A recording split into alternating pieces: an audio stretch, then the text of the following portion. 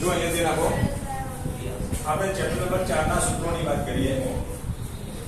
જો chapter number 4 ના આટલા સૂત્રો તમારે યાદ રાખવાના.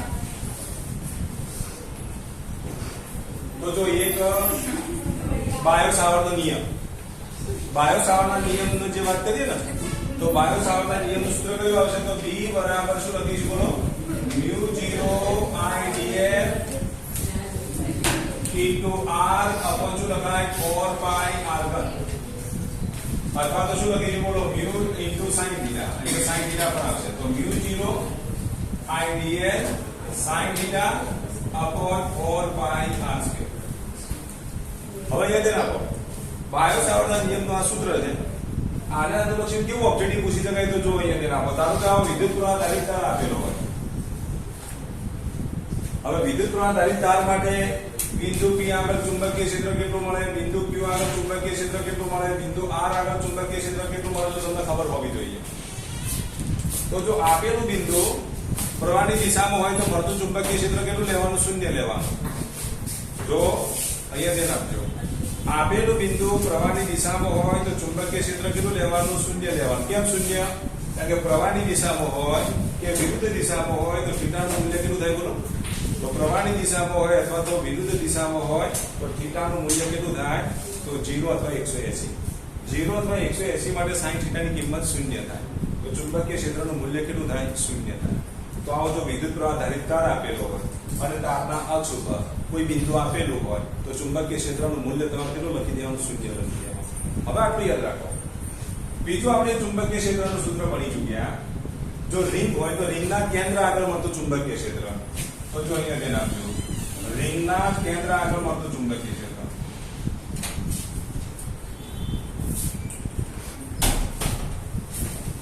રિંગના કેન્દ્ર આગળ મળતા ચુંબકીય ક્ષેત્રનું સૂત્ર તમારે યાદ રાખવાનું. તો રિંગના કેન્દ્ર આગળ મળતા ચુંબકીય ક્ષેત્રનું સૂત્ર કયું આવશે? તો B બરાબર μ0 Ni/2r. જ્યાં r એ રિંગની ત્રિજ્યા છે, n એ આંટાઓની સંખ્યા છે, તો આંટાઓની સંખ્યાને આપણે n વડે દર્શાવીશું, ત્રિજ્યાને આપણે r વડે દર્શાવીશું. પણ જો આવી રિંગ આપવાને બદલે જો અહીંયા ધ્યાન આપો, આવી રિંગ આપી હોય અને રિંગના કેન્દ્ર આગળ ચુંબકીય ક્ષેત્ર શોધવું હોય તો આવું સૂત્ર તમે વાપરી શકો. આંટાઓની સંખ્યા કેટલી હોય? તો આપણી n આંટાઓ આપેલા હોય તો ચુંબકીય ક્ષેત્રનું સૂત્ર આપણે કયું વાપરીશું? તો B બરાબર μ0 Ni/2r. પણ જો આવું કોઈ ચાપ આપી દીધો હોય અને પછી એના કેન્દ્ર આગળ ચુંબકીય ક્ષેત્ર શોધવાનું કર્યું હોય, અહીંયા ખૂણો કેટલો છે? થીટા. તો આ ચાપ વડે કેટલું ચુંબકીય ક્ષેત્ર મળે? રિંગમાંથી I જેટલો પ્રવાહ પસાર થતો હોય તો કેન્દ્ર આગળ આટલું ચુંબકીય ક્ષેત્ર મળે. અને આવો જો ચાપ આપેલો હોય તો ચાપના કેન્દ્ર આગળ કેટલું ચુંબકીય ક્ષેત્ર મળે? તો આ ચાપ એટલે કેટલા ખૂણાઓ આપે નક્કી કરતા તમને આવડવું જોઈએ. તમને ખબર છે કે એક પરિભ્રમણ એટલે કેટલા રેડિયન થાય? 2 પાઈ રેડિયન થાય. 2 પાઈ રેડિયન માટે એક આંટો. તો થીટા રેડિયન માટે કેટલા આંટા? તો આંટાઓની સંખ્યા કેટલી લખશો બોલો? તો એ આંટાઓની સંખ્યા n બરાબર શું થશે બોલો? થીટા અપોન 2 પાઈ થાય. ત્રિરાશી મૂકો. 2 પાઈ રેડિયન એટલે એક આંટો. તો થીટા રેડિયન એ કેટલા આંટા? તો થીટા ભાગ્યા 2. તો એ વખતે આવો જો ચાપ આપેલો હોય તો એ વખતે ચુંબકીય ક્ષેત્રનું સૂત્ર તમારે આવું લખવું પડે. B બરાબર μ0 n ની જગ્યાએ શું લખીશું? Theta upon 2 pi into I બરાબર અને into 2r. તો એ વખતે ચુંબકીય ક્ષેત્રનું સૂત્ર આપણને આ રીતે મળે.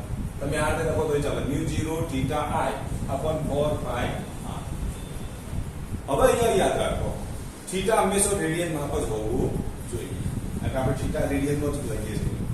2 પાઈ રેડિયન એ એક આંટો. તો થીટા રેડિયન એ કેટલા? તો થીટાનું મૂલ્ય હંમેશા શેમાં હોવું જોઈએ? રેડિયનમાં હોવું જોઈએ. હવે આપણે આ બેનો સમન્વય કરીને જો ઓબ્જેક્ટિવ પૂછાય તો આવું ઓબ્જેક્ટિવ પૂછી શકાય. કેવું હોય? આ રીતનો વાહક તાર આપેલો હોય, એક સીધો તાર આપેલો હોય, એ પછી I જેટલો પ્રવાહ પસાર થાય. આ તારનું માર તે વાળી દો.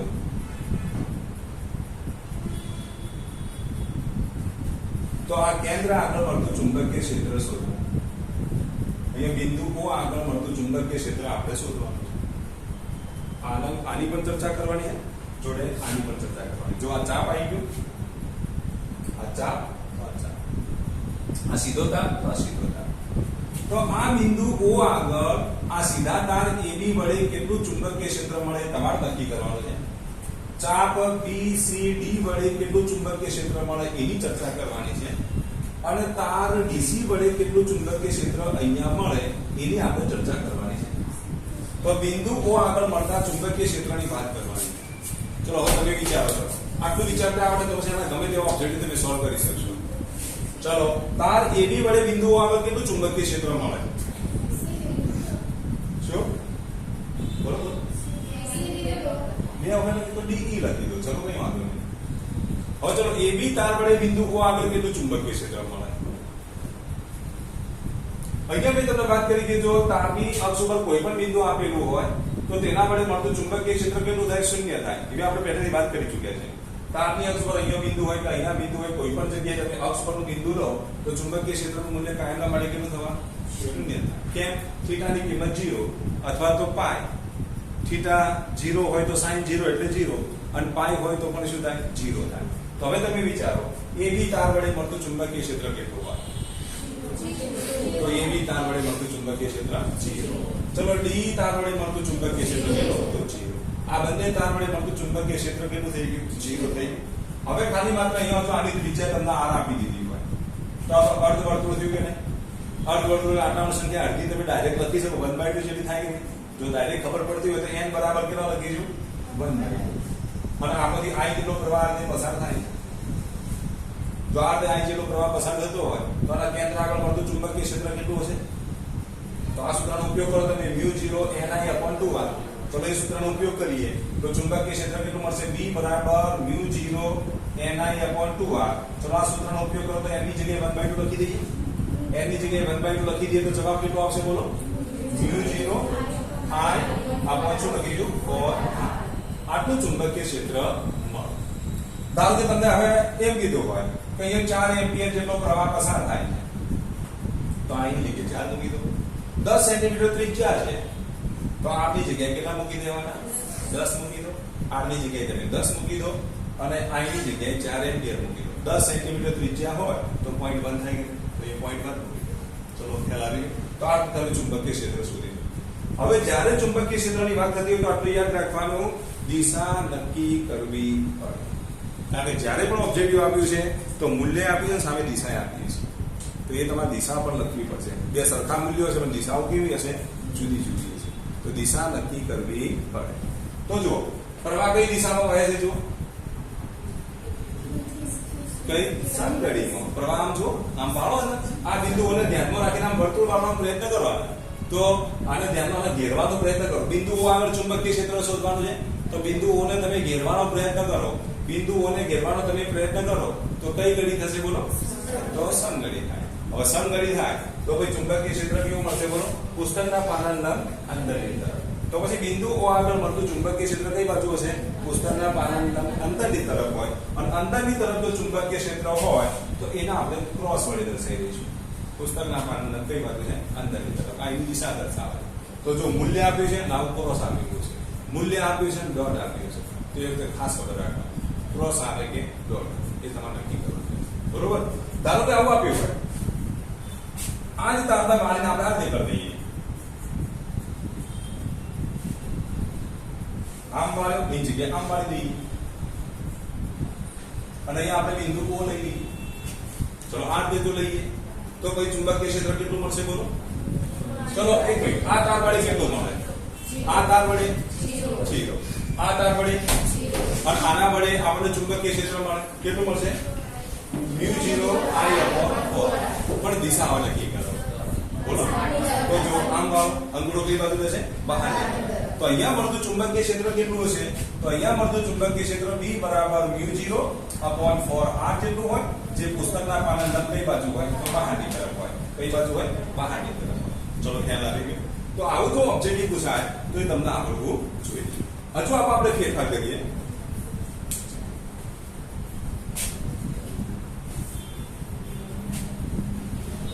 જો સૂત્રો ઓલરેડી તમે લખેલા છે તો હું જવા દઉં બરાબર સૂત્રો ઓલરેડી તમારી પાસે લખેલા છે હવે જો આ તાર આપેલો હોય જો આવો એક અનંત લંબાઈનો તાર આપેલો આવો જો અનંત લંબાઈનો જો તાર આપેલો હોય તો તારના અક્ષથી કેટલા અંતરે r અંતરે આવેલા બિંદુ P આગળ ચુંબકીય ક્ષેત્ર કેટલું હોય અનંત લંબાઈના તારથી r જેટલા લંબ અંતરે આવેલા બિંદુ P આગળ જો ચુંબકીય ક્ષેત્રનું સૂત્ર જો લખીએ તો એ ચુંબકીય ક્ષેત્રનું સૂત્ર કયું આવશે તો B બરાબર μ0 I upon 4 pi r.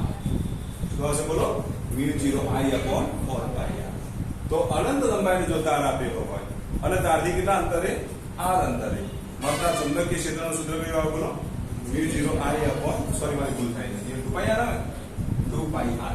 તો ચુંબકીય ક્ષેત્રનું સૂત્ર કયું આવશે μ0 I upon 2 pi r. તો અનંત લંબાઈનો જો તાર આપેલો હોય અને તારથી કેટલા અંતરે તો r અંતરે મળતું ચુંબકીય ક્ષેત્ર કેટલું તો μ0 I upon 2 pi r.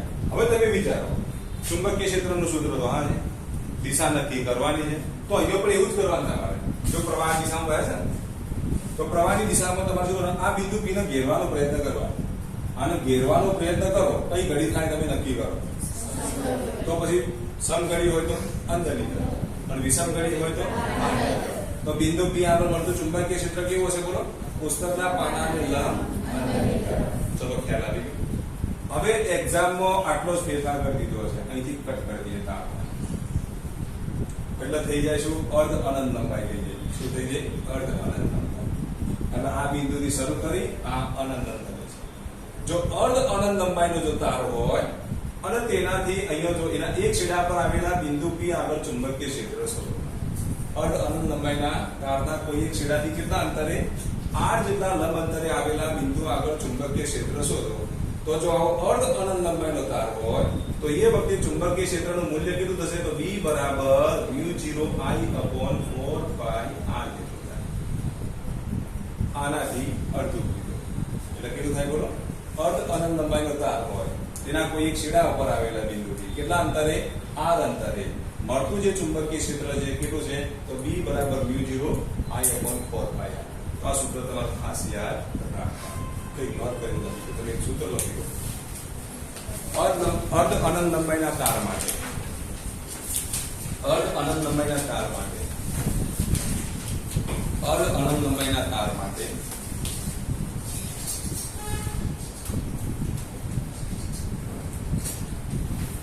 અર્ધ અનંત લંબાઈના તાર માટે તારના કોઈ એક છેડાથી r અંતરે તારના કોઈ એક છેડાથી r અંતરે r લંબ અંતરે તારના કોઈ એક છેડાથી r લંબ અંતરે r લંબ અંતરે છેડાથી r જેટલા લંબ અંતરે તારના કોઈ એક છેડાથી r જેટલા લંબ અંતરે મળતું ચુંબકીય ક્ષેત્ર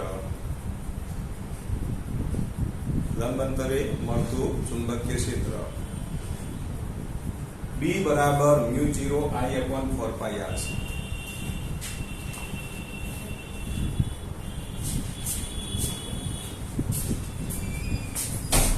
મળતું ચુંબકીય ક્ષેત્ર કેટલું છે B બરાબર શું લખીશું μ0 I upon 4 pi r છે ચલો ખ્યાલ આવી ગયો તો આવો અર્ધ અનંત લંબાઈનો તાર આપેલો હોય તો તમારે ચુંબકીય ક્ષેત્રનું સૂત્ર આ વાપરવાનું રહેશે બરોબર ચલો ખ્યાલ આવી ગયો સુધી હવે જો અહીંયા ધ્યાન આપજો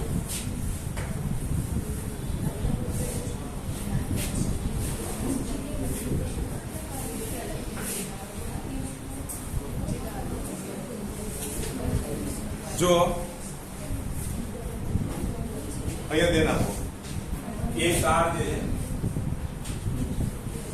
એ તાર પછી કેટલો પ્રવાહ પસાર થાય છે I જેટલો પ્રવાહ પસાર થાય છે જો 4 મીટર લંબાઈનો એક તાર છે અહીંયા ધ્યાન આપજો હવે આ ઓબ્જેક્ટ તમારે સોલ્વ કરવાનું છે 4 મીટર લંબાઈનો એક તાર છે જોઈએ કેવું આવડે છે 4 મીટર લંબાઈનો એક તાર છે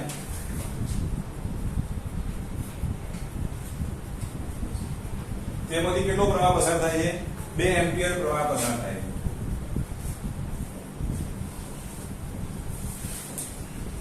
તેને વાળીને એક વર્તુળ બનાવવામાં આવે છે વાળીને શું બનાવવામાં આવે છે વાળીને વર્તુળ બનાવવામાં આવે છે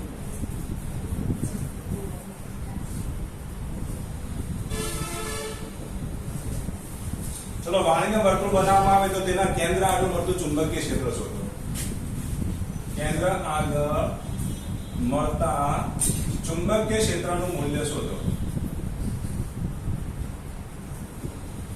તો એક 4 મીટર લંબાઈનો એક તાર આપેલો છે જેમાંથી 2 એમ્પિયર જેટલો પ્રવાહ પસાર થાય છે. એના વાળીને શું બનાવી દેવામાં આવે? વર્તુળ બનાવી દેવામાં આવે છે. તો તેના કેન્દ્ર આગળ ચુંબકીય ક્ષેત્ર શોધવાનું છે. કેન્દ્ર આગળ શું શોધવાનું છે? ચુંબકીય ક્ષેત્ર શોધવાનું. ચલો, વાળીને વર્તુળ બનાવવામાં આવે તો તેના કેન્દ્ર આગળ મળતું ચુંબકીય ક્ષેત્ર કેટલું?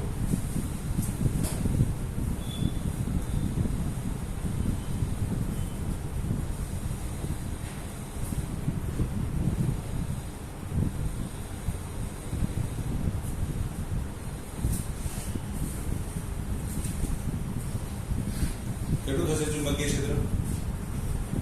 4 મીટર લંબાઈનો એક તાર છે, વાળીને એક વર્તુળ બનાવવામાં આવે છે. તેના કેન્દ્ર આગળ મળતું આપણે ચુંબકીય ક્ષેત્ર શોધવાનું છે. તો કેન્દ્ર આગળ ચુંબકીય ક્ષેત્ર કેટલું થાય? તો જો અહીંયા ધ્યાન આપો, ના ખબર પડે તો આપણે બનાવી દઉં છું. જો આવો તાર આપેલો છે, આ તારમાંથી આપણે વર્તુળ બનાવી દઈએ. તો વર્તુળનો પરિઘ કેટલો હોય બોલો? 4 મીટર હોય. 2 પાઈ r એટલે 4 મીટર. કારણ કે તારમાંથી તમે વર્તુળ જો બનાવતા હોય તો આ વર્તુળનો પરિઘ કેટલો હશે? 4 મીટર હોય. કેટલો હોય? 4 મીટર. એની ત્રિજ્યા આપણે કેટલી લઈએ છીએ? તો r લઈએ. ત્રિજ્યા કેટલી છે? r છે. આપણી પાસે ત્રિજ્યાનું મૂલ્ય નથી, બાકી બધું જ આપ્યું. પ્રવાહ આપી દીધો છે. પ્રવાહ કેટલો આપે છે? 2 એમ્પિયર આપેલો. પણ વર્તુળના કેન્દ્ર આગળ મળતા ચુંબકીય ક્ષેત્રનું સૂત્ર પણ તમને ખબર છે. વર્તુળના કેન્દ્ર આગળ મળતા ચુંબકીય ક્ષેત્રનું સૂત્ર કયું? તો B બરાબર μ0. એક જ વર્તુળ હોય તો આંટાની સંખ્યા 1, એટલે 1 ન લખો તો એ 4. તો μ0 I/2r છે કે નહીં? ચુંબકીય ક્ષેત્રનું સૂત્ર કયું બનશે? μ0 I/2r. એટલે આપણે r શોધવા પડે. બાકી બધું આપી દીધું. I નું મૂલ્ય આપેલું છે તો 2 એમ્પિયર. 2 આપી દીધા છે. μ0 ની કિંમત તમને ખબર છે 4 × 10⁻⁷. ખાલી માત્ર શું શોધવાનું રહ્યું? r શોધવાનું. r શોધવા માટે તમને માહિતી આપી છે.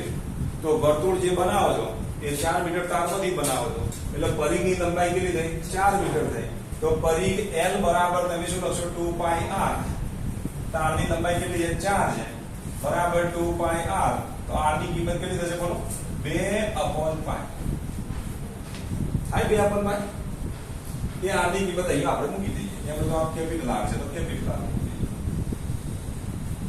તો ભાઈ ચુંબકીય ક્ષેત્રનો સૂત્ર કયો હશે? B બરાબર μ0 into I. અહીંયા 2 into શું લખીએ? 2/π. લખાય 2/π. તો આનું સાદુરૂપ આપો તો કેટલા થશે બોલો? μ0 π I/4. I ની કિંમત 2 મૂકી દો તો જવાબ કેટલો આવશે બોલો? μ0 π/2 આવે. આટલું ચુંબકીય ક્ષેત્ર પણ કેટલું મળે? μ0 π/2. એટલા હોય તો એનો હવે મૂલ્ય કીધું છે તો મૂલ્ય આપેલું. ચલો આપણે કે ના આવડશે?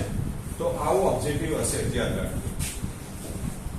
બરાબર, આવા ઓબ્જેક્ટિવ હોઈ શકે. તો આના પર તમારે ધ્યાન આપવાનું. તારને માળીને વર્તુળ બનાવવામાં આવે તો તેના કેન્દ્ર આગળ મળતું ચુંબકીય ક્ષેત્ર શોધો. તો તેના કેન્દ્ર આગળ તમે ચુંબકીય ક્ષેત્ર આ રીતે શોધી શકો.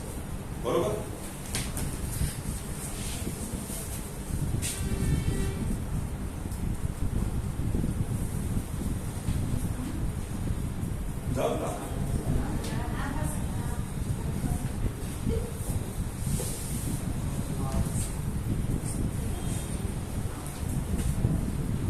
જો તમને એમ કીધું હોય 2 આંટા વાળી દેવામાં આવે. ચલો 2 આંટા વાળી દઈએ તો અહીંયા શું થશે બોલો? L બરાબર 2 × 2 પાઈ. એટલે r ની કિંમત તમને એ રીતે મળે. 2 × 2 પાઈ r કરો એટલે મળશે. પણ અહીંયા આંટાઓની સંખ્યા પાછી 2 લેવી પડશે. આ તો એક જ આંટો છે તો અહીંયા એમની જગ્યાએ 2 લેજો પાછા. તો ભૂલ ના કરતા. ખબર પડે ના? જો એમ કીધું કે 2 આંટા વાળી દેવામાં આવે તો તેના કેન્દ્ર આગળ ચુંબકીય ક્ષેત્ર શોધો. તો તેના કેન્દ્ર આગળ ચુંબકીય ક્ષેત્ર શોધવાનું હોય તો શું કરશું બોલો? 2 આંટા વાળવામાં આવે તો અહીંયા શું બદલાશે બોલો? અહીંયા r બદલાય કે નહીં? તો સામે અહીંયા શું બદલાશે? આંટાઓની સંખ્યા n ની જગ્યાએ તમારે કેટલા લેવાના? 2 લેવાના. તો આવા ફેરફારો હોય તો એના પર ધ્યાન આપવાનું. બરાબર? આ તો 2 આંટાની વાત કરી.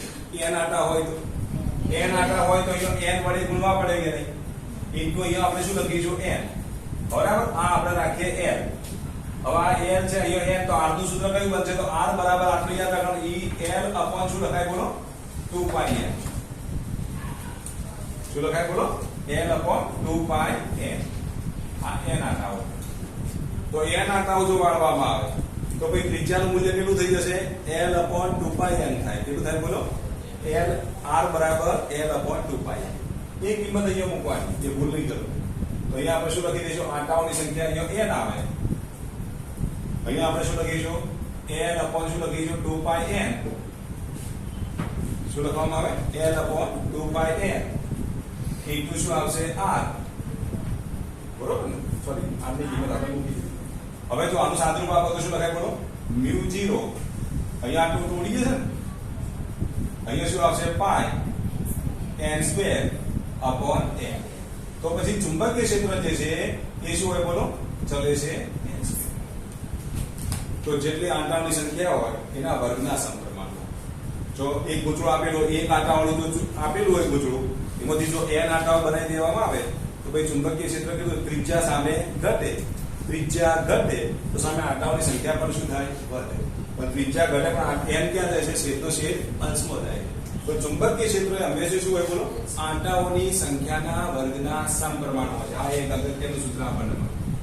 હવે જોજો આના પછી ઓબ્જેક્ટિવ કેવું હોય એ તમને કહી દઉં. લખો આના પછી આપણે ઓબ્જેક્ટિવ લખીએ.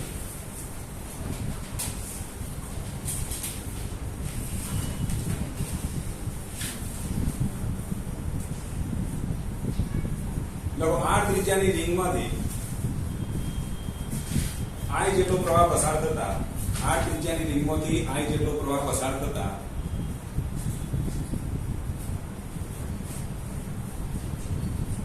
I જેટલો પ્રવાહ પસાર થતા રિંગના કેન્દ્ર આગળ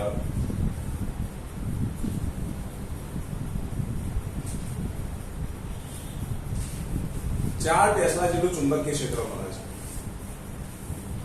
4 ટેસ્લા જેટલું ચુંબકીય ક્ષેત્ર મળે છે.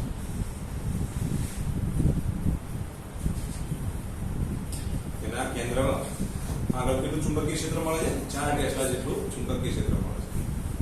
જો આંટાઓની સંખ્યા બમણી કરવામાં આવે, બરાબર, રિંગના આંટાઓની સંખ્યા બમણી કરવામાં આવે, તે જ રિંગના આંટાઓની સંખ્યા બમણી કરવામાં આવે, એમ લખજો, તે જ રિંગના આંટાઓની સંખ્યા બમણી કરવામાં આવે, તો તેના કેન્દ્ર આગળ મળતું ચુંબકીય ક્ષેત્ર ખાલી જગ્યા છે. તો તેના કેન્દ્ર આગળ મળતું ચુંબકીય ક્ષેત્ર ખાલી જગ્યા છે.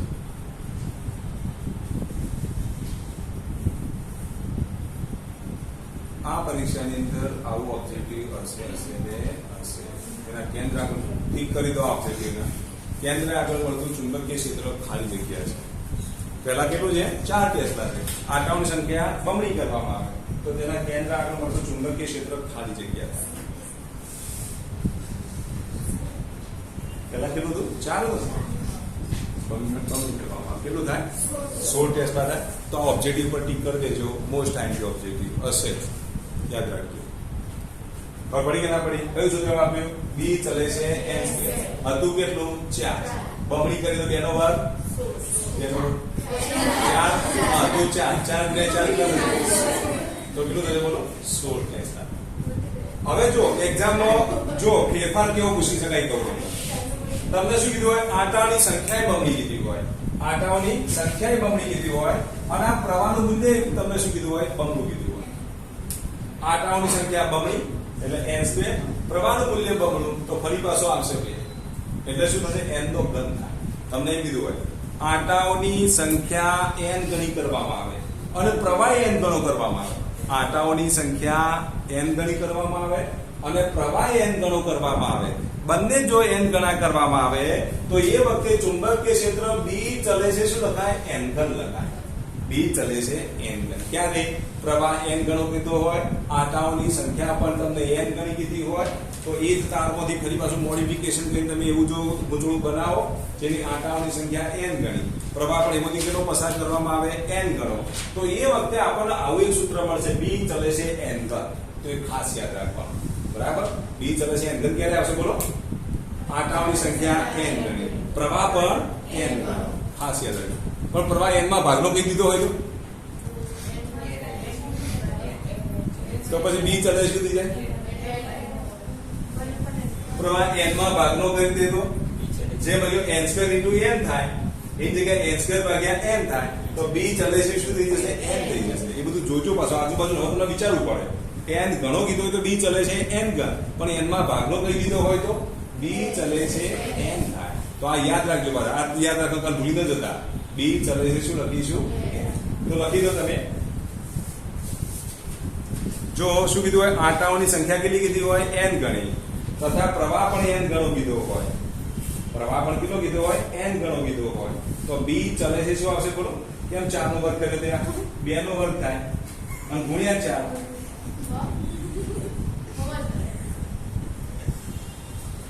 એટલે 4 આયા અને 4 તો હતું એટલે ચોગું ચોગું 16 થાય કે નહીં?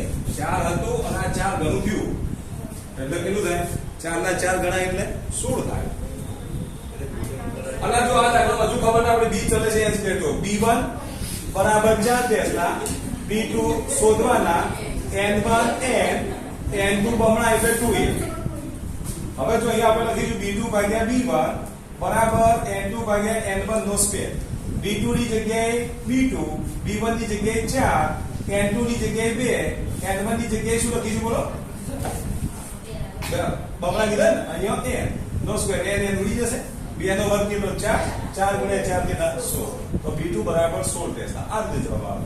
ટૂંકમાં આ રીતે યાદ રાખો. n નો બમણો એટલે 2 નો વર્ગ કેટલો? 4 ગણું થાય. હતું કેટલું? 4. એના 4 ગણા કેટલું? 16. એ રીતે યાદ રાખવાનું. ખબર પડે? હતું 4 અને એનું કેટલા ગણું કરવાનું? 4 ગણું. તો કેટલું થાય બોલો? 16 ટેસ્લા. ચલો યાદ રહેશે. તો ખાસ યાદ રાખો. જો આંટાની સંખ્યા n ગણી અને પ્રવાહ n ગણો હોય, પ્રવાહ પણ કેટલો હોય? n ગણો હોય, તો ચુંબકીય ક્ષેત્ર b ચલે છે શું લખીશું? n ઘન. ચુંબકીય ક્ષેત્ર b ચલે છે n ઘન. ખબર પડી કે નહીં? હવે આંટાની સંખ્યા n માં ભાગની હોય, સોરી પ્રવાહ n માં ભાગનો હોય અને આંટાઓની સંખ્યા કેટલી કરવામાં આવે? n ઘણી કરવામાં આવે તો b ચલે છે n થઈ જશે. એવા તો કેટલાય ફેર હવે તો બધું તમને આવડે છે. આંટાઓની સંખ્યા n માં ભાગની કરી દો, સોરી આંટાઓની સંખ્યા n ઘણી કરી દો અને પ્રવાહ n માં ભાગનો કરી દો તો શું લખાય બોલો?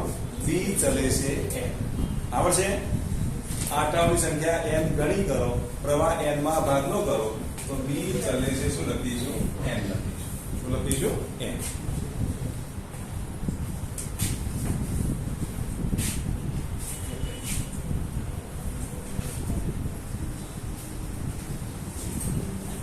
જો અહીંયા ધ્યાન આપજો.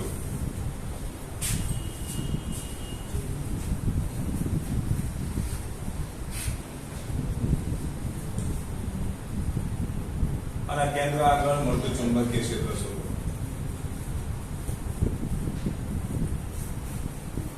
આના કેન્દ્ર ઓ આગળ મળતું ચુંબકીય ક્ષેત્ર શોધો. આનું મૂલ્ય આ છે, આનું મૂલ્ય 2r છે. આવો તમને પરિપથ આપેલો છે.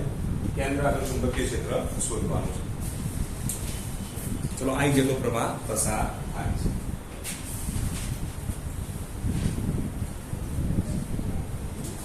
ચલો પહેલી વાત તો એ અહીંયા કેન્દ્ર આગળ મળતું ચુંબકીય ક્ષેત્ર શોધવું હોય તો આના વડે મળતું ચુંબકીય ક્ષેત્ર આના વડે આ વર્તુળ વડે મળે, આ અર્ધવર્તુળ વડે મળે આ અર્ધવર્તુળ વડે અને આ અર્ધવર્તુળ. હવે વિચારો કઈ ઘડી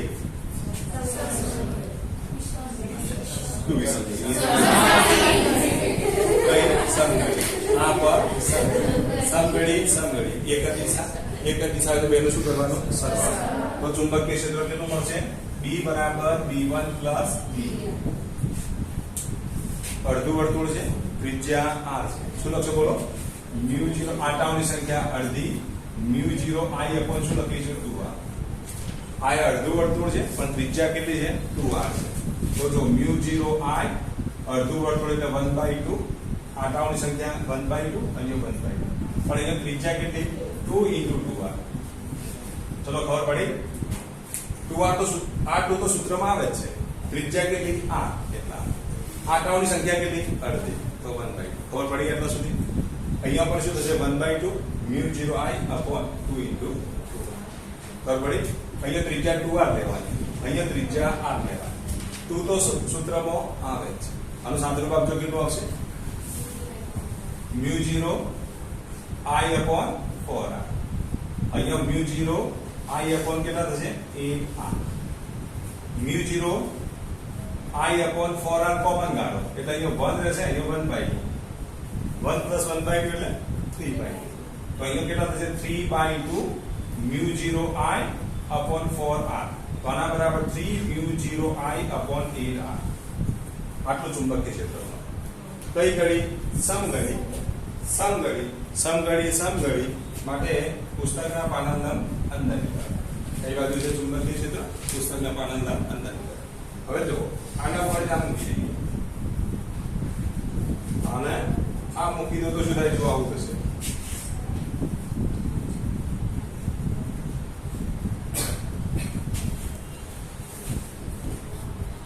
આને અહીંથી વાણીના ઉપર મૂકી વાણી જો તમે આ તારના ઉપર મૂકી દો તો શું થાય બોલો આ રીતે થાય જો અહીંયા ધ્યાન આપજો પ્રવાહ કઈ રીતે વહેતો હતો આ રીતે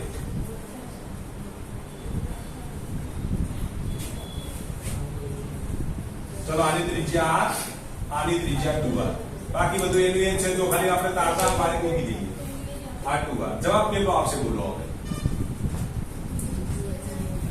હવે એના એ જ આવે કે બદલાય હા બદલાય કેમ બદલાય એક સમઘડી અને વેરી ગુડ આ સમઘડી આ વિષમઘડી આના માટે વિષમઘડી આના માટે સમઘડી એક અંદર એક બહાર ચલો અંદર બહાર તો પછી બેની બાદ બાકી થાય કે સરવાળો થાય કોનું મૂલ્ય મોટું હશે આ નાના તારનું મૂલ્ય મોટું છે કે મોટા તારનું મૂલ્ય મોટું હશે કેમ નાના તારનું મોટું કારણ કે શેષની ત્રિજ્યા આવે છે જેટલી ત્રિજ્યા નાની એટલું મૂલ્ય મોટું જેટલી ત્રિજ્યા મોટી એટલું મૂલ્ય નાનું મોટાનું નાનું નાનાનું મોટું શું યાદ રાખો નાનાનું મોટું મોટાનું ચલો યાદ રહેશે ચલો આના માટે શું લખશો બોલો જો અહીંયા વચ્ચે નિશાની માઇનસ આવે કે આ તો લખી દીધું ને તમે ફટાફટ સ્પીડ રાખજો આમાં કોઈ ટાઈમ નહીં આપો વચ્ચે નિશાની કેવી લખવાની માઇનસ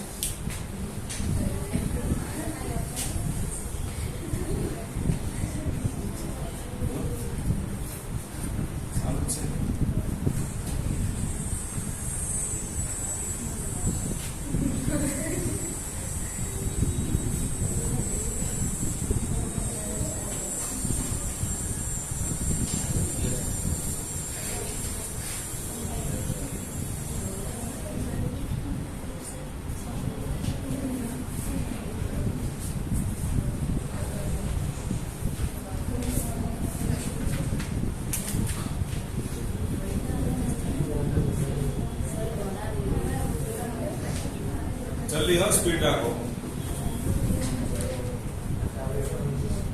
ચલો આમાં ખબર પડી કોઈને કન્ફ્યુઝન છે આમાં ઓકે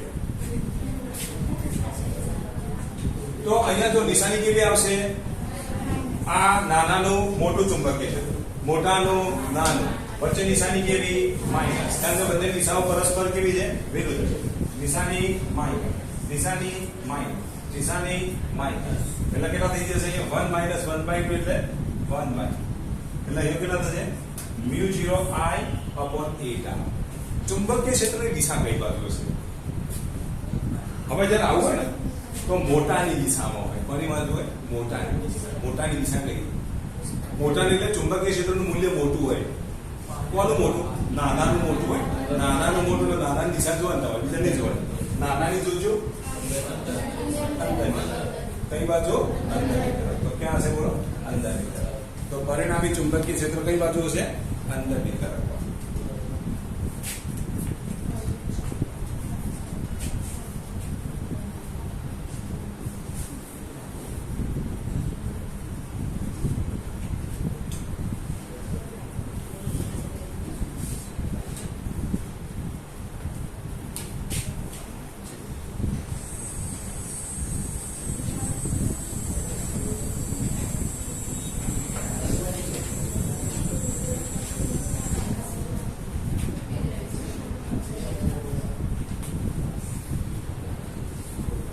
होमवर्क में आपी दो जाते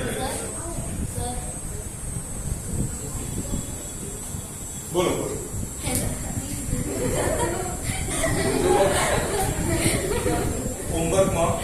જાતે પ્રયત્ન કરવાનો. જો આવો એક તાર છે, આ રીતે આપેલો. બોલો જાતે વિચારજો. આના માટે શું થશે બોલો? આના માટે કેન્દ્ર આગળ, આના માટે કેન્દ્ર આગળ, અને આટલા ભાગનું મળે કે ના મળે? ચોથો ભાગ છે કે નહીં? વર્તુળનો કયો ભાગ?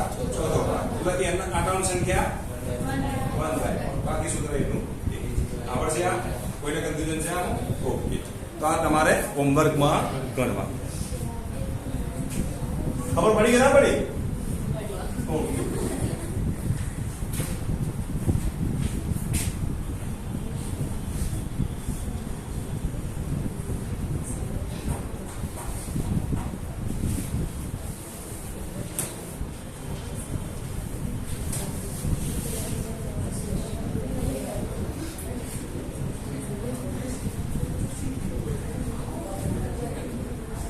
જો આ ત્રિજ્યા r, આ ત્રિજ્યા 2r, આ ત્રિજ્યા 3r, આ ત્રિજ્યા 4r.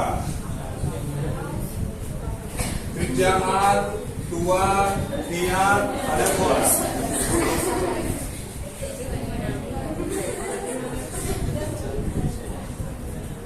આ બધું તમને આપી દીધું.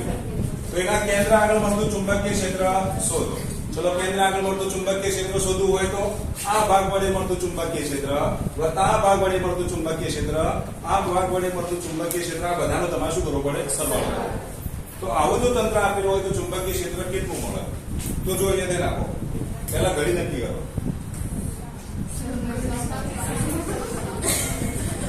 પુસ્તકના પાનાના અંદર સરવાળો કે બાદબાકી બધાનો સરવાળો. ઓકે. તો સરવાળો થાય. હવે જો અહીંયા ધ્યાન આપજો. આના વડે મળતું શું ક્ષેત્ર? આ તાર વડે મળતું, આ તાર વડે મળતું, આ તાર વડે મળતું, આ તાર વડે મળતું 0 0 ને 0. આટાઓની સંખ્યા, આટાઓની સંખ્યા 1.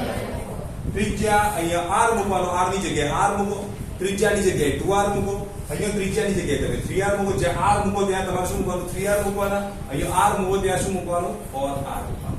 ચારે ચારનો શું કરવાનો? સરવાળો કરવાનો. સરવાળો કરો એટલે પરિણામી ચુંબકીય ક્ષેત્ર મળે. ચલો, આવડે કે ના આવડે? આવડશે?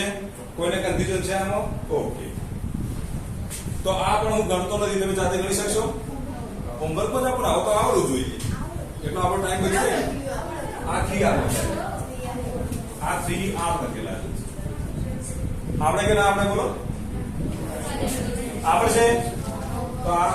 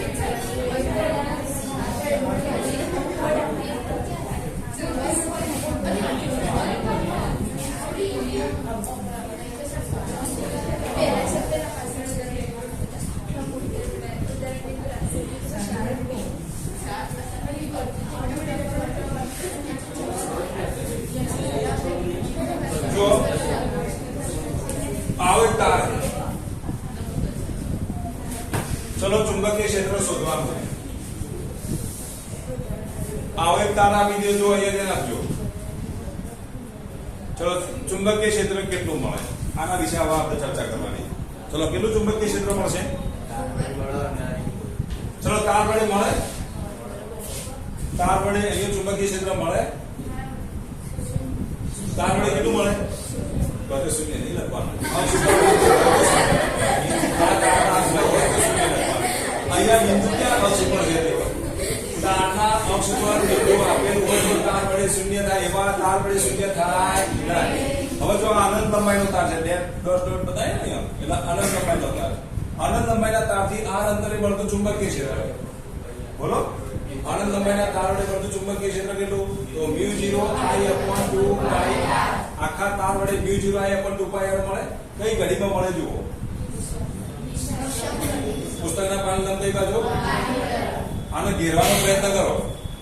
આ તાર વડે આને ઘેરવાનો પ્રયત્ન કરો. ઘેરવાનો પ્રયત્ન એટલે એની બાજુ આંગળીઓ દબાવવાની, અંગૂઠો કઈ બાજુ રહેશે?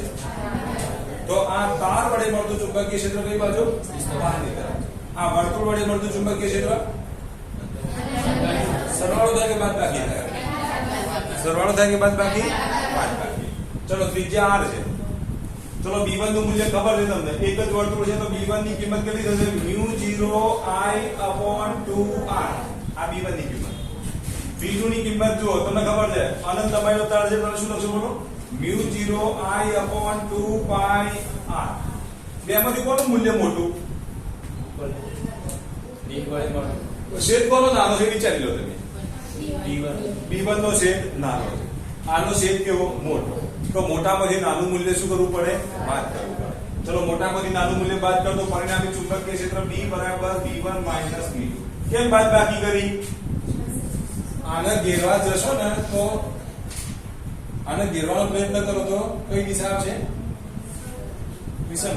વિષમગળી એટલે તમારી તરફ. આને ઘેરવાનો પ્રયત્ન કરો તો કઈ ગળી આવશે? સમગળી.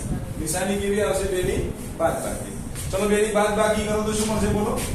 μ0I/2r minus μ0I/2πr. આમાંથી μ0I/2r કોમન કાઢીએ તો 1 માઈનસ 1/π. આટલો જવાબ આવે. ચુંબકીય ક્ષેત્ર કઈ બાજુ છે બોલો? મોટાની દિશામાં. મોટાની દિશા જો કઈ બાજુ છે? કઈ બાજુ છે? અંદરની તરફ. તો પુસ્તકના પાન નામ કઈ બાજુ હોય? અંદરની તરફ. ડોટ બતાવો, એક ક્રોસ બતાવો. ક્રોસ કઈ બાજુ છે? અંદરની.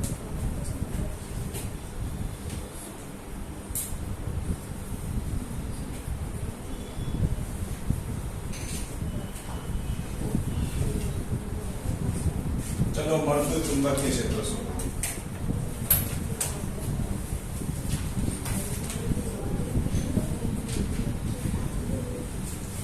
જો આ નોટ તમારે વ્યવસ્થિત ગણી દેવાની, પાછળની જયારે જીની ચલાવો એટલા દાખલા નહીં ચલાવો, આવડવા જોઈએ. એના પાછળ આપણે આના પાછળ ટાઈમ નહીં બગાડીએ. દાખલા તમારી વખતે કમ્પ્લીટ જ હોવા જોઈએ. ચલો આ જે આપે છે ત્રિજ્યા કેટલી છે બોલો? r છે. આ બાજુનું અંતર કેટલું છે? r છે. ચલો કેટલું ચુંબકીય ક્ષેત્ર મળે? ચલો શોધી બતાવો. આવો એક અર્ધ અનંત લંબાઈનો તાર મળે, આ બીજો અર્ધ અનંત લંબાઈનો તાર છે, અને આ અર્ધ વર્તુળ છે. આના વડે શું ક્ષેત્ર મળે? શું ક્ષેત્ર આના વડે? આના વડે પણ મળે. એ ત્રણ તો સરવાળો કરો, બાદબાકી કરો, તમારે નક્કી કરો. અર્ધ હવે જો આ બિંદુ ઉપર ધ્યાન રાખી અને વિચારો તમે, આ પ્રવાહની દિશા એને ઘેરવા જાઓ, આને ઘેરવા જાઓ, આને ઘેરવા જાઓ, બધા માટે અંદર. ત્રણ નો શું થશે બોલો? બધાની દિશા સમાન હોય તો સરવાળો, વિરુદ્ધ થાય તો બાદબાકી. આના માટે અંદરની તરફ, આના માટે અંદરની તરફ, આના માટે અંદરની. વિષમગળી સમગળી બાદબાકી નથી કરતા આપણે. દિશાઓ જુદી જુદી હોય, વિરુદ્ધ દિશાઓ તો બાદબાકી, સમાન દિશાઓ હોય તો સરવાળો, સમાન દિશાઓ હોય તો સરવાળો. આની જો દિશા કઈ છે? બહારની તરફ, આ અંદર એટલે બાદબાકી છે. એવું નહીં કે વિષમગળી હોય એટલે સરવાળો, વિષમગળી એટલે બાદબાકી, એવું યાદ નથી. સમાન દિશાઓ હોય તો સરવાળો જ થાય, વિરુદ્ધ દિશાઓ હોય તો બાદબાકી. હવે વિચારો, ચલો આનો જવાબ લો. આ અર્ધ અનંત લંબાઈ, આ પણ અર્ધ અનંત લંબાઈ, બે અર્ધ અનંત લંબાઈ ભેગા કરો એટલે અનંત લંબાઈ. આ બેનો સરવાળો કેટલો થાય? μ0/4πr વત્તા μ0/4πr એટલે શું થશે બોલો? μ0/2πr. અર્ધ અનંત વત્તા અર્ધ અનંત એટલે અનંત. અર્ધ અનંત, અર્ધ અનંત, અનંત. બંને દિશા સમાન છે એટલે આના માટે સમગળી અંદર, આના માટે અંદર, બંને માટે શું થાય? અંદર. બરોબર? ખબર પડી કે નહીં? આ અર્ધ વર્તુળ, આ શું છે? અર્ધ વર્તુળ. ચલો વિચારો, બધાની દિશાઓ સમાન જ છે. ખબર પડી કે ના પડી? હા તો શોધો જલ્દી ફટાફટ, બેસી રહેવાનું નથી.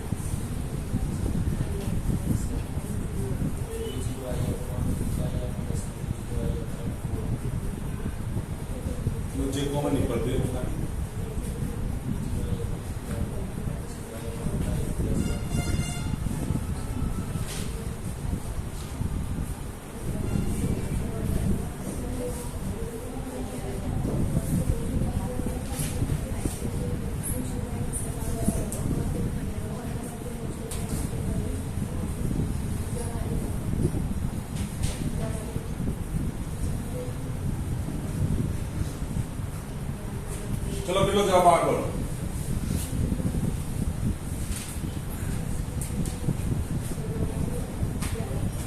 V બરાબર V1 વત્તા V2 વત્તા V3 ત્રણનો સરવાળો થશે.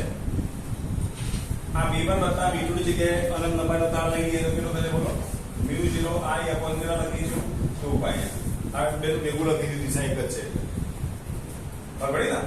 આ બે તારનું કામ પૂરું કરી દીધું, 2 પાઈ લખી. હવે અર્ધ વર્તુળ માટે આંકડાની સંખ્યા 1/2 into μ0 I upon શું લખીશું 2r. તો કેટલા થાય બોલો? μ0 I 2 પાઈ r વત્તા μ0 I upon 4r. ચલો કોમન કેટલા નીકળે બોલો? μ0 I upon 2r કોમન નીકળે કે નહીં? ચલો μ0 I upon 2r કોમન કાઢો તો શું રહેશે બોલો? 1 upon pi plus 1/2. સાદરૂપ આપો હોય તો આ રીતે આપી શકાય. μ0 I upon 2r બે લસા લઈએ તો 2 plus pi upon 2 pi. એટલે આના બરાબર જો લખીએ તો μ0 I pi plus 2 ભાગ્યા 4 pi r. μ0 I pi plus 2 ભાગ્યા કેટલા થશે? 4 pi r. દિશા કઈ આવશે બોલો?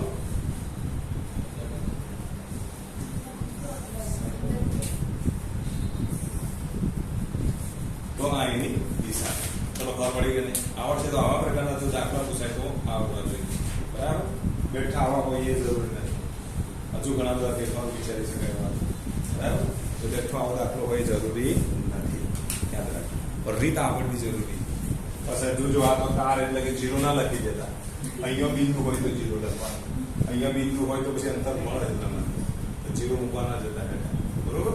એ ખાસ સમજાય.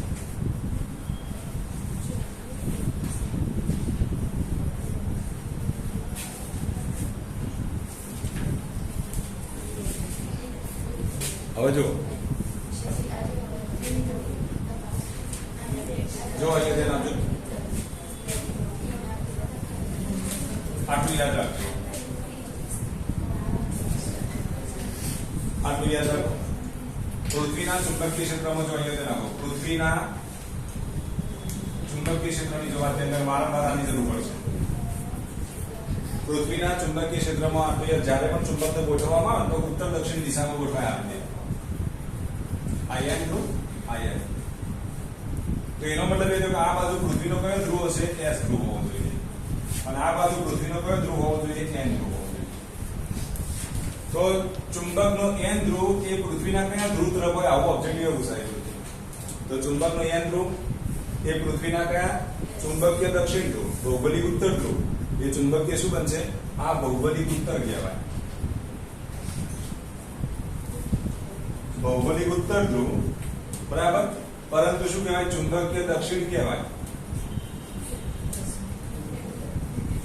યાદ રાખજો. ભૌગોલિક ઉત્તર એ શું બનશે? ચુંબકીય દક્ષિણ. આમાં ભૂલ થવી જોઈએ નહીં. એ રીતે જો n સામે શું હોય? S હોય તો આને કહેવાય ભૌગોલિક શું કહેવાય? દક્ષિણ કહેવાય.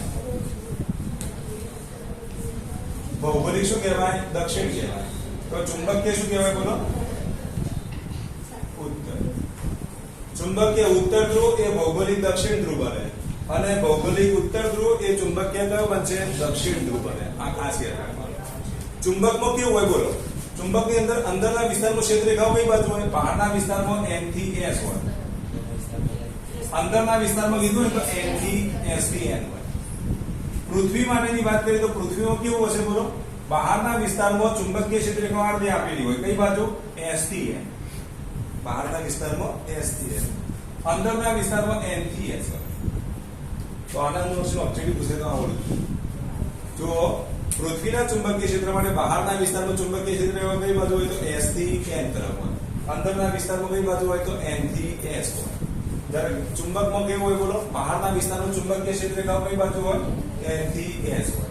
અંદરના વિસ્તારનું ચુંબકીય ક્ષેત્રરેખાઓ કઈ બાજુ હોય? S થી N. તો ભૌગોલિક ઉત્તર એ ચુંબકીય દક્ષિણ બને અને ભૌગોલિક દક્ષિણ એ ચુંબકીય ઉત્તર બને. તો આ તમારે યાદ રાખવાનું. આટલી ક્ષેત્રરેખાઓ તમને જોવા મળે.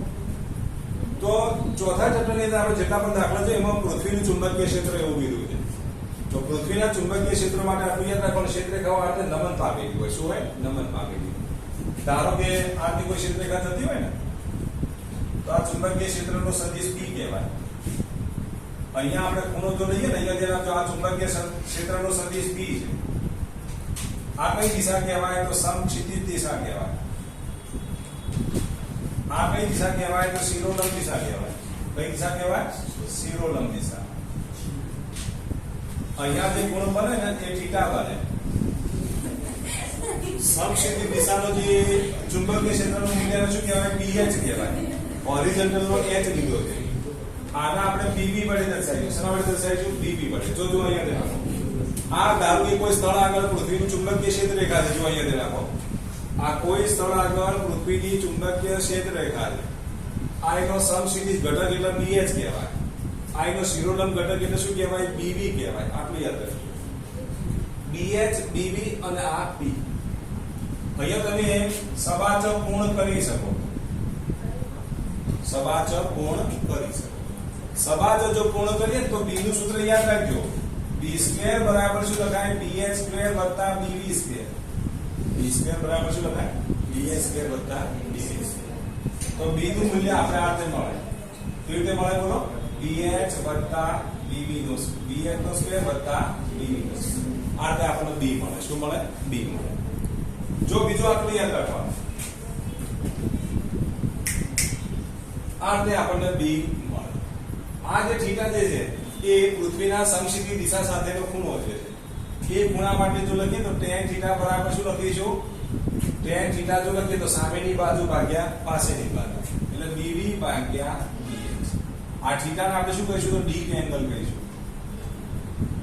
શું કહેવાય? Deep angle. આને આપણે શું કહીશું? Deep angle. tan થીટા બરાબર શું લખાય? BB upon B.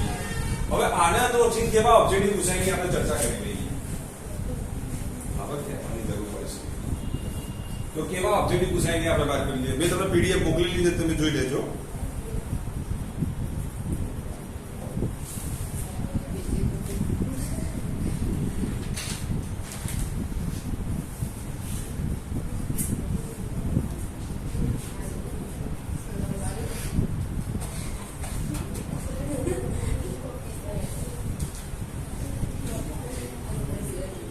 જો આવો એક ઓબ્જેક્ટિવ પૂછાય, પૃથ્વીની સપાટી પર કોઈ સ્થળે લખો. પૃથ્વીની સપાટી પર કોઈ સ્થળે આ લખી દો. ચલી ફટાફટ લખો. સ્પીડ રાખો લખવાની.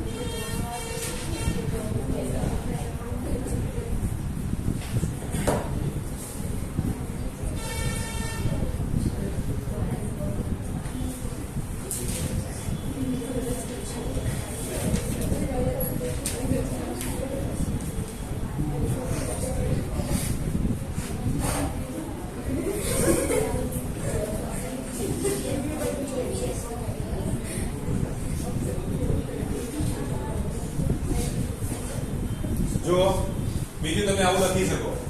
લખો છો તો સૂત્ર લખી શકે ને. BH બરાબર શું લખાય? B cos θ લખાય. આને તો ઘટક.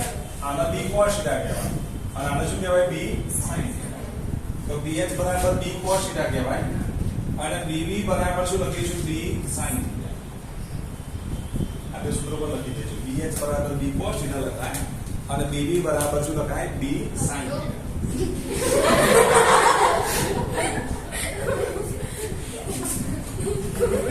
તકલીફ પડી ને.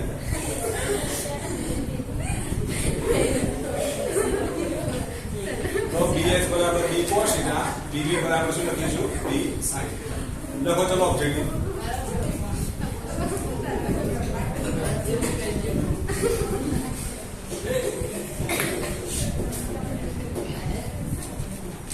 લખો.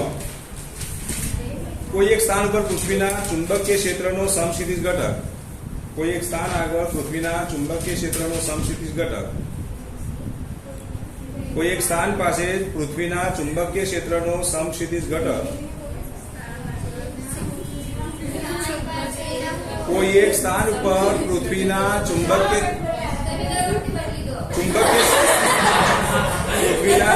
ક્ષેત્રનો સમક્ષિતિજ ઘટક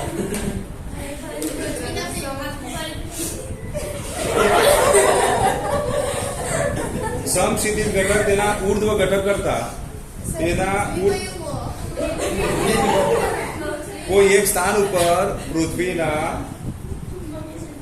ચુંબકીય ક્ષેત્રનો સમક્ષિતિજ ઘટક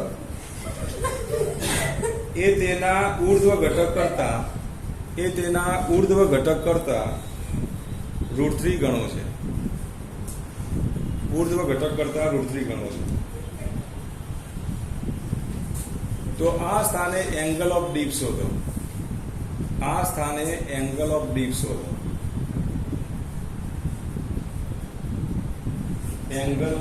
આ સ્થાને એંગલ ઓફ ડીપ શોધો. તો કેટલો આવશે બોલો? 60 અંશ આવે કે નહીં? તો એંગલ ઓફ ડીપ કેટલો આવશે? 60 અંશ. તો કેવી રીતે કરશો બોલો? સમક્ષિતિજ ઘટક એ ઉર્ધ્વ ઘટક કરતો √3 ગણો છે. પક્ષમાં આપી ગયો સમક્ષિતિજ ઘટક એટલે BH. ઉર્ધ્વ ઘટક કરતા √3 ગણો છે. તો અહીંયા શું લખીશું? √3 * BH. BB લખાય. સમક્ષિતિજ ઘટક એ ઉર્ધ્વ ઘટક કરતો કેટલા ગણો છે બોલો? √3 ગણો છે. તો પછી BB/BH બરાબર શું લખશો બોલો? BB/BH બરાબર 1/√3 થાય. BB/BH બરાબર 1/√3. ચલો BB/BH બરાબર તો શું લખાય? tan θ. તો ચલો અહીંયા આપણે tan θ લખી દઈએ. tan θ બરાબર કેટલા? તો 1/√3. જો BB/BH ની કિંમત આપી દીધી કે તો tan θ. tan θ 1/√3 કેવી થાય બોલો? તો tan θ બરાબર 1/√3 કેટલા થશે? તો tan π/6 થાય. 30 અંશ થાય. કેટલા અંશ થાય? 30 અંશ થાય. તો θ બરાબર કેટલા મળશે? તો θ બરાબર π/6 મળે. 30 અંશ મળે. 60 અંશ ના મળે. કેટલા મળે? 30 અંશ. તો સાહેબ BB બરાબર √3s શું કીધું? સમક્ષિતિજ ઘટક એ શું કીધું છે તમને? સમક્ષિતિજ ઘટક એ ઉર્ધ્વ ઘટક કરતા √3 તો સમક્ષિતિજ ઘટક એ ઉર્ધ્વ ઘટક કરતા √3 ગણો છે. બરાબર? સમક્ષિતિજ હા તો BH છે. સમક્ષિતિજ ઘટક એ ઉર્ધ્વ ઘટક કરતા √3 ગણો છે. બોલો અહીંયા વાંચો. સમક્ષિતિજ ઘટક એ ઉર્ધ્વ ઘટક કરતા √3 ગણો છે. એવું લખ્યું તો છે. સમક્ષિતિજ ઘટક એ ઉર્ધ્વ ઘટક કરતા √3 ગણો હોય તો θ બરાબર કેટલા મળશે? π/6 મળે. તો શું આવશે બોલો? એંગલ ઓફ ડીપ કેટલો આવે? 30 અંશ. √3 આવે. ચલો ખ્યાલ આવી ગયો સુધી. લખો બીજો એક ઓબ્જેક્ટિવ. લખો પૃથ્વીના ચુંબકીય ક્ષેત્રનો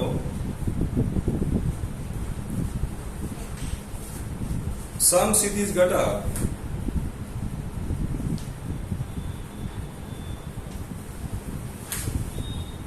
એ ઉર્ધ્વ ઘટક કરતા 33% વધારે છે. હા 33% વધારે છે. તો એંગલ ઓફ ડીપ શોધો. સમક્ષિતિજ ઘટક એ ઉર્ધ્વ ઘટક કરતા 33% વધારે છે. તો એંગલ ઓફ ડીપ શોધો. સમક્ષિતિજ ઘટકનું મૂલ્ય ઉર્ધ્વ ઘટક કરતો કેટલું વધારે છે? 33% વધારે છે. તો 33% વધારે હોય તો તમારે એંગલ ઓફ ડીપ શોધવાનો છે. ચલો આવું ઓબ્જેક્ટિવ પૂછાય તો તમે શું જવાબ આપશો?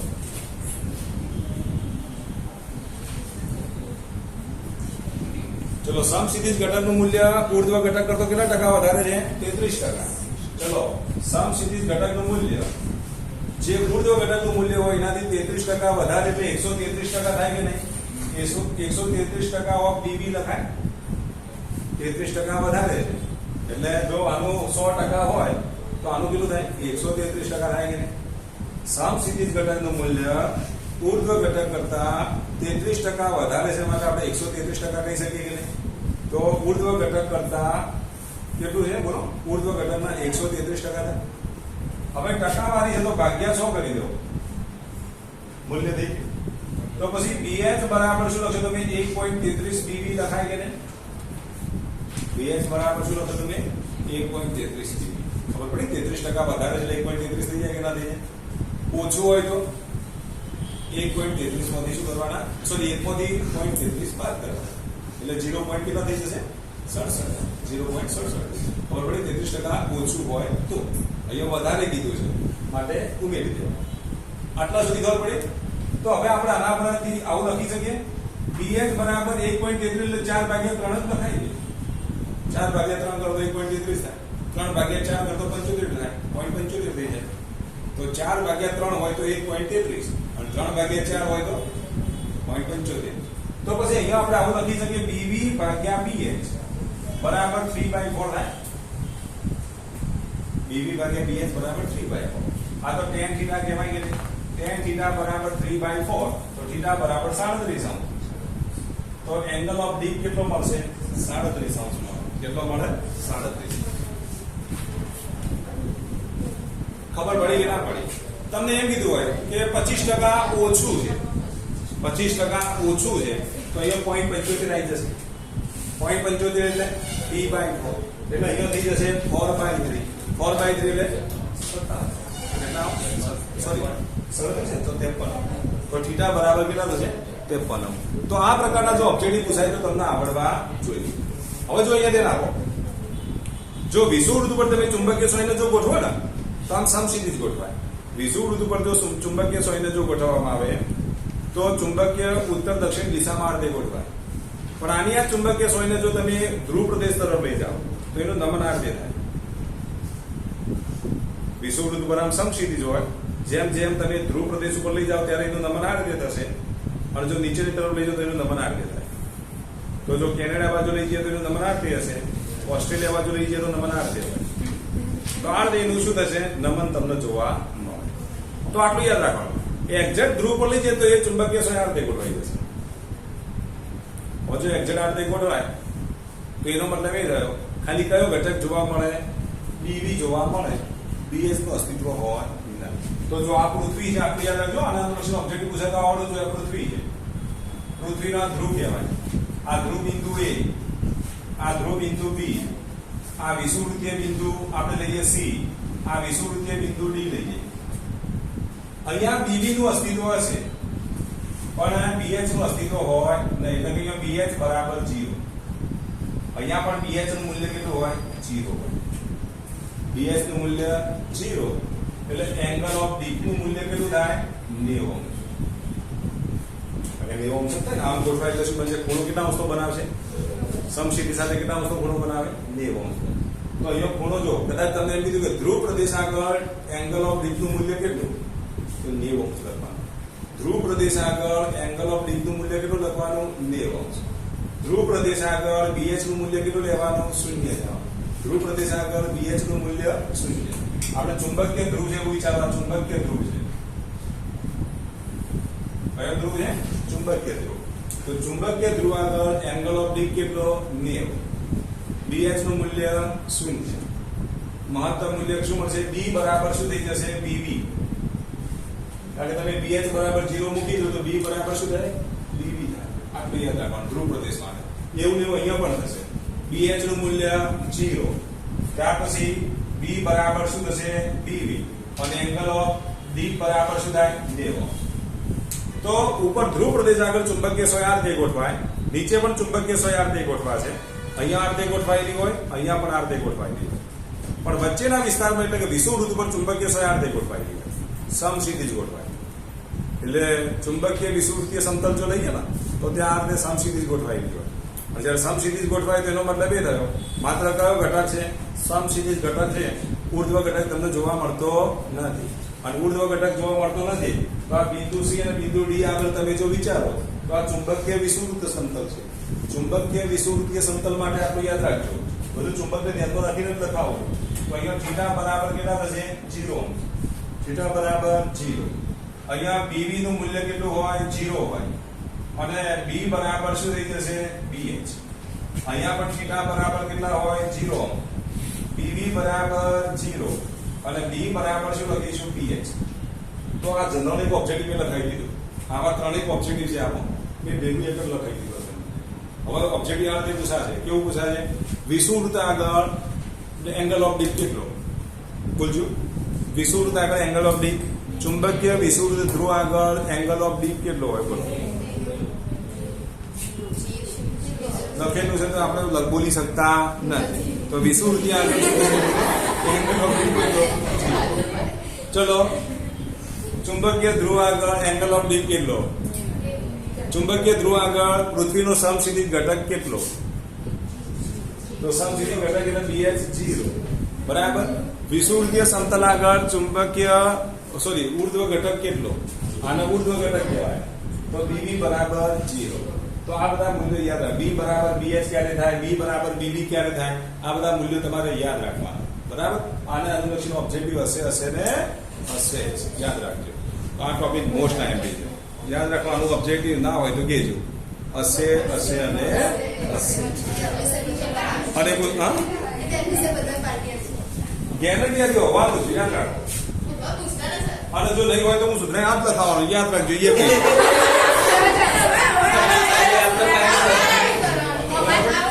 મારે હોવાનું જ આ તો કીધું પણ સારું.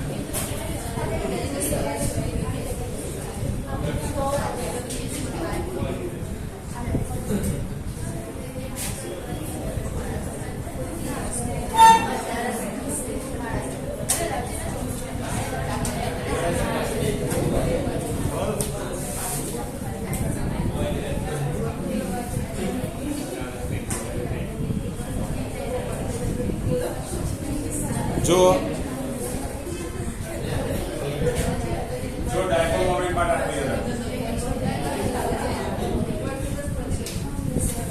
જો ડાયપોલ મોમેન્ટનું સૂત્ર આટલું યાદ રાખો. એક ડાયપોલ મોમેન્ટનું સૂત્ર જો ચુંબકીય ડાયપોલ મોમેન્ટની વાત કરું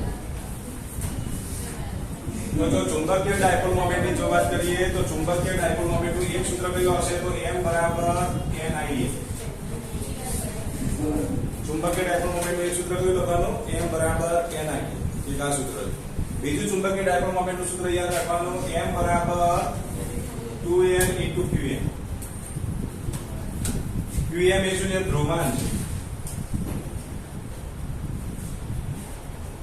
તો ચુંબકીય ડાયપોલ મોમેન્ટનું બીજું સૂત્ર તમારે યાદ રાખવાનું. M બરાબર 2N * Qm.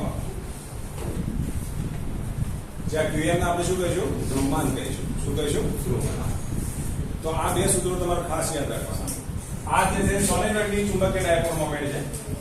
આ ગજ્જા ચુંબકીય ડાયપોલ મોમેન્ટ છે. તો આ સોલેનોઇડની ચુંબકીય ડાયપોલ મોમેન્ટ, આ ગજ્જા ચુંબકીય ડાયપોલ મોમેન્ટ. જો કદાચ તમને એમ કે ધ્રુવાંકનું મૂલ્ય શોધો. શું શોધવાનું કે? ધ્રુવાંકનું મૂલ્ય શોધો. તો જો ધ્રુવાંકનું મૂલ્ય શોધવું હોય તો આ બેને તમારે સરખાઈ દેવાના. તો તમને ધ્રુવાંકનું મૂલ્ય મળે. બરાબર. જે છે ને S ધ્રુવનું માન કેટલું, N ધ્રુવનું માન કેટલું, S ધ્રુવનું માન શોધવું હોય, N ધ્રુવનું માન શોધવું હોય તો તમે આ પરથી શોધી શકો. તો તમે આવું લખી શકો. NI બરાબર શું લખીશું? 2N * Qm. તો Qm ને જો કરતા બનાવીએ તો શું લખાય? બોલો. NI/2M. Qm બરાબર શું લખીશું? NI/2M. હવે N/2L જે છે એ એકમ લંબાઈથી કાંટાઓની શું થઈ? સંખ્યા છે. એના બરાબર તમે સ્મોલ n લખી દો તો Ni. તો આટલું યાદ રાખવાનું. ચુંબકીય ડાયપોલ મોમેન્ટનું સૂત્ર જુઓ તો કેપિટલ Ni છે. ધ્રુવાંકનું સૂત્ર જુઓ તો સ્મોલ Ni છે. એટલે તમને ઓબ્જેક્ટિવ આપ્યું નીચેના પૈકી કયું ધ્રુવાંકનું સૂત્ર છે? બરાબર. આવું ઓબ્જેક્ટિવ પૂછાય તો પછી આ ના લખી દેતા. આ આવે Ni. તો qm બરાબર શું લખીશું ni એકમ લંબાઈ દીઠ આંટાઓની સંખ્યા. ખબર પડી કે નહીં? હવે આનો એકમ તમને ખબર છે, આનો એકમ શું આવે તો એમ્પિયર ઇન્ટુ મીટર સ્ક્વેર આવે. તો પછી આનો એકમ કયો આવશે? એમ્પિયર ઇન્ટુ મીટર સ્ક્વેર ભાગ્યા મીટર એટલે એમ્પિયર ઇન્ટુ મીટર આવે. આનો એકમ શું થઈ જશે? Ampere into meter. તો ધ્રુવમાનનો એકમ કયો તો એમ્પિયર ઇન્ટુ મીટર છે. ચુંબકીય ડાયપોલ મોમેન્ટનો એકમ કયો છે તો એમ્પિયર ઇન્ટુ મીટર સ્ક્વેર. વિદ્યુતભારનો એકમ કયો છે બોલો? વિદ્યુતભારનો એકમ એમ્પિયર ઇન્ટુ સેકન્ડ છે. તો અત્યારે એમ્પિયર ની વાત કરીએ તો પેલો શું થશે બોલો? એમ્પિયર ઇન્ટુ સેકન્ડ છે. હવે અહીંયા ધ્યાન આપજો. વિદ્યુતભારનો એકમ આપણને ખબર છે કયો છે તો એમ્પિયર ઇન્ટુ સેકન્ડ છે. હું કુલમ અત્યારે લખતો નથી. ધ્રુવમાનનો એકમ તમને ખબર છે શું આવશે તો qm નો એકમ શું થશે બોલો? Ampere into meter. તો પછી qm upon q નો જો એકમ જો કીધો હોય તો પછી મીટર પ્રતિ સેકન્ડ થઈ જશે. qm upon q જો ધ્રુવમાન ભાગ્યા વિદ્યુતભારનો ગુણોત્તર તો મીટર પ્રતિ સેકન્ડ એ કઈ ભૌતિક રાશિને સમતુલ્ય છે તો વેગને સમતુલ્ય છે. આ એક વખત ઓબ્જેક્ટિવ પૂછાય છે. તો આટલું ખાસ યાદ રાખવાનું. ફરી એકવાર બોલી દઉં છું. સોલેનોઇડ માટે તો NIA, ત્યાર પછી જો ગજ્યા ચુંબક માટે 2L into qm. આ બેને તમે સરખાવો તો તમને ધ્રુવમાનનું તમને સૂત્ર મળશે NIA. એનો એકમ કયો મળશે? Ampere into meter. આનો 3 થી 4 ઓબ્જેક્ટિવ એક સાથે લખાઈ દીધા, યાદ રાખજો. qm બરાબર સ્મોલ n into ia જે ધ્રુવમાનનું મૂલ્ય છે. ધ્રુવમાનનું મૂલ્ય એટલે વિદ્યુતભારનો જો એકમ લખીએ તો એમ્પિયર ઇન્ટુ સેકન્ડ. ધ્રુવમાનનો એકમ લખીએ તો એમ્પિયર ઇન્ટુ મીટર. એટલે ધ્રુવમાન ભાગ્યા વિદ્યુતભાર બરાબર કઈ ભૌતિક રાશિનો સમતુલ્ય એકમ બને તો વેગને સમતુલ્ય એકમ બને. શું બને? વેગને સમતુલ્ય એકમ. તો આવું જો ઓબ્જેક્ટિવ પૂછાય તો તમને આવડવું જોઈએ. બરાબર? આવડશે તો ખાસ યાદ રાખવાનું.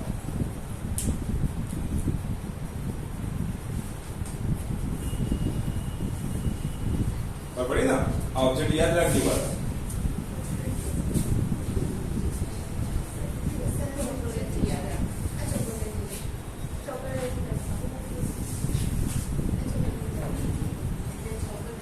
હવે જો ડાયપોલ મોમેન્ટ ની જો વાત કરીએ, જો ડાયપોલ મોમેન્ટ m બરાબર ni.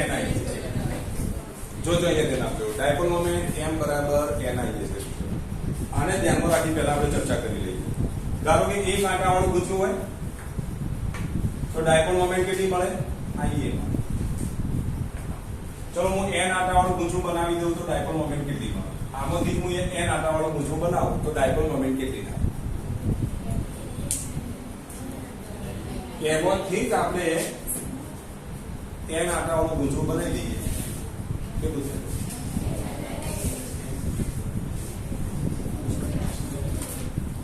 એક આંટાવાળું ગુંચવું હોય તો ડાયપોલ મોમેન્ટ IA જેટલી છે. એમાંથી એક તારનો ઉપયોગ કરીને આપણે n આંટાવાળું ગુંચવું બનાવી દઈએ તો ડાયપોલ મોમેન્ટ કેટલી થાય? એના એક થાય. તમને 800 તાનો નથી દેખાતો? ગુંચવું નાનું નથી થતું. 800 તાનો નહીં. 800 નાનો થાય તો IA નહીં બદલાય. બરાબર? આંટાઓની સંખ્યા n પર સામે 800 તો બદલાવાની. તો ડાયપોલ મોમેન્ટ બદલાશે કે નહીં બદલાય? તો 800 દૈયો કેવો થાય? નાનો. 800 જો નાનો થતો હોય તો ડાયપોલ મોમેન્ટ બદલાય કે ના બદલાય? તો ડાયપોલ મોમેન્ટ અહીંયા શું થવાની? બદલાવ. તો એ ડાયપોલ મોમેન્ટ કેટલી થાય તમારે હવે શોધવાની. કેટલી થશે બોલો? n આંટાવાળું જો ગુંચવું બનાવવામાં આવે તો 800 નું મૂલ્ય કેટલું થશે બોલો? અહીંયા 800 નું મૂલ્ય કેટલું છે? પાઈ r² છે. જો 800 નું મૂલ્ય કેટલું જો અહીંયા ધ્યાન આપજો. આ ત્રિજ્યા r છે. 800 કેટલો થશે બોલો? અહીંયા આપણે જો લખીએ તો પાઈ into pi r². Dipole moment જો લખીએ ને તો I into pi r² છે ખરેખર. અહીંયા તમે શું કરો છો બોલો? n આંટાવાળું ગુંચવું બનાવો. n આંટાવાળું ગુંચવું બનાવી તો ત્રિજ્યા બદલાય કે ના બદલાય? અહીંયા ધારો કે આ પરિઘની લંબાઈ કેટલી છે? 2πr છે. l બરાબર કેટલા? 2πr. સામે નવી ત્રિજ્યા આવી જશે. એને આપણે નામ આપી દઈએ r'. આટલો પરિઘ અહીંયા રહેશે કે નહીં? કેટલા આંટાઓ છે? n આંટાઓ. તો અહીંયા હું લખી દઉં n into 2πr' બરાબર 2πr. 2π ઉડી જશે તો r' ની કિંમત કેટલી? તો r/n. r' ની કિંમત કેટલી થશે? r/n. r' ની કિંમત આપણને r/n મળી. r' ની કિંમત કેટલી મળી? r/n. તો પછી ક્ષેત્રફળ કેટલું મળે બોલો? a'. આ નવું ક્ષેત્રફળ મળશે. a' બરાબર શું લખીશું? Pi r' square.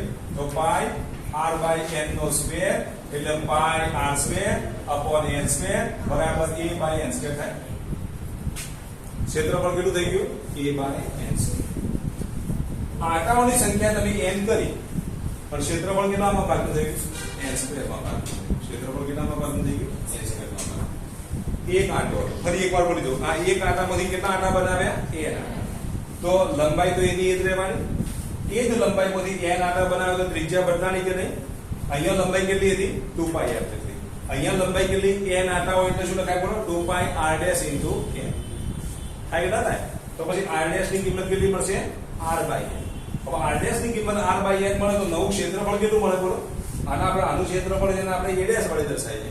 તો a ડેશ બરાબર શું લખીશું? પાઈ r ડેશ નો સ્ક્વેર એટલે r બાય n નો સ્ક્વેર એટલે pi r square by n square. Pi r square બરાબર તો શું લખાય? a લખાય કે નહીં? તો a બાય n સ્ક્વેર થાય કે નહીં? તો બસ ક્ષેત્રફળ અહીંયા બદલાઈ ગયું.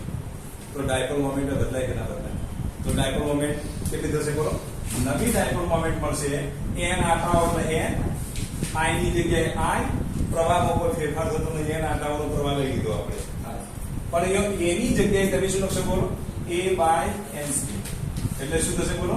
ni a બાય n એટલે m બાય n થાય. શું થશે? બોલો. આ ડાયપોલ મોમેન્ટ જે છે ને i a બાય n થાય. i એટલે i a ની જગ્યાએ તમે m લખી શકો કે? એટલે m બાય n લખાય. બરોબર. તો m બાય n થાય. કેટલું થાય? m by n. ચલો ખ્યાલ આવી ગયો. તો નવી ડાયપોલ મોમેન્ટ આપણને આટલી મળશે તો આવો ખાસ ખબર રાખવાની. બરાબર. આવું જો ઓબ્જેક્ટિવ પૂછાય તો તમને આવડવું જોઈએ. બસ આટલા સુધી રાખો. બસ.